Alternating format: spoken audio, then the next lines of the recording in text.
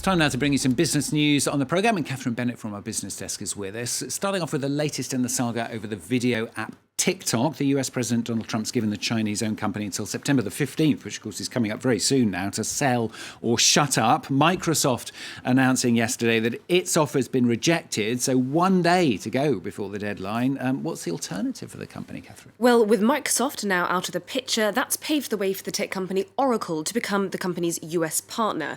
Now, under any potential deal, Oracle would take over management of the company's US user data, and some of ByteDance's backers would also be given minority stakes. ByteDance is, of course, the Chinese owner of the video app TikTok. But the Chinese government has put a last-minute spanner in the works. Chinese state television is reporting that ByteDance won't sell its source code to any US buyers. Now, that could leave this deal dead in the water. There's yet to be a statement from ByteDance on this, but with a ban in the US, plus China putting these stringent measures on a deal with a US company, this could mark the end of TikTok. If the deal manages to go ahead, however, Oracle is a clever choice for a number of reasons. US President Donald Trump said himself last month that Oracle would be a great company to take over the operations, and that may be because Oracle actually has ties to the White House. Oracle's CEO, Safra Catz, was a member of Trump's transition team, and Larry Ellison, the company's chairman, is one of the tech world's few outspoken supporters of Trump.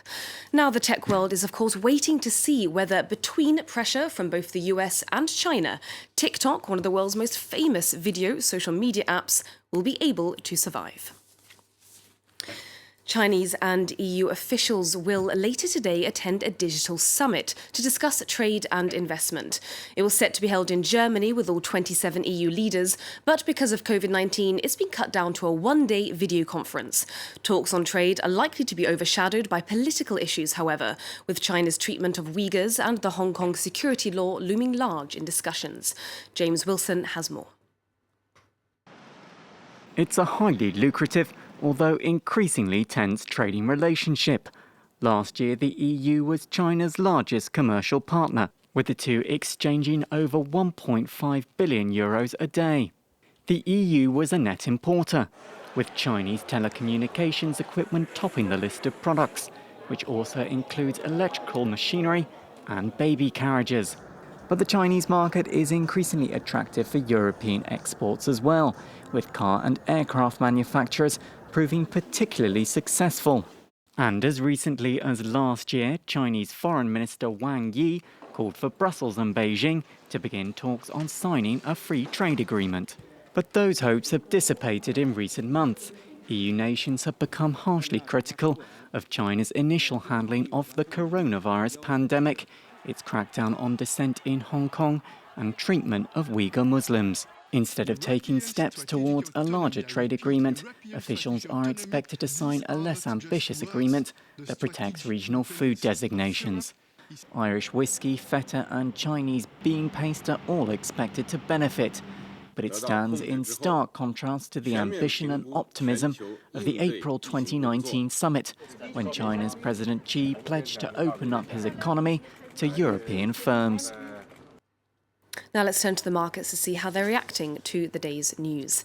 The general trend upwards in Asia this morning, with the Nikkei up 0.5%, the Shanghai Composite also moving upwards by 1/3%, and Hong Kong's Hang Seng Index up almost 0.75%.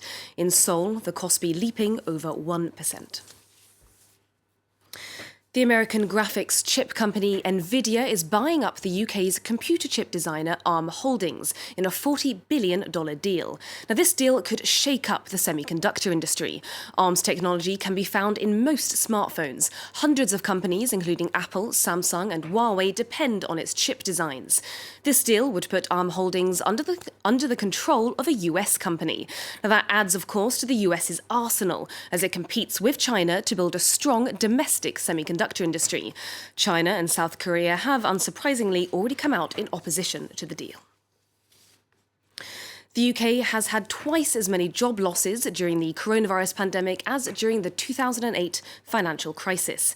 According to a Freedom of Information request, there were 180,000 job cuts planned from January to March 2009 and 380,000 from May to July this year. That number is set to rise to 450,000 jobs lost in the third quarter of 2020. The UK government plans to end its furlough scheme, which paid the wages of around 9.6 million workers during the COVID-19 crisis at the end of October. However, MPs and businesses are urging the government to extend it, even if only for select industries, in order to prevent long-term unemployment rising even further. That wraps up the business from me. Thanks very much, Catherine. And just to bring you that update, you've probably seen it on the bottom of your screen there in red, but just to repeat that the longtime ally of Shinzo Abe, that's Yoshihide Suga, has now been elected as the country's, not as the Prime Minister as yet, in fact. On Wednesday will be that election, but he's been elected as the ruling party leadership candidate. So he will now go forward to that election in Parliament on Wednesday. We'll leave you with those images on France 24. I'll have the main news for you right after the break.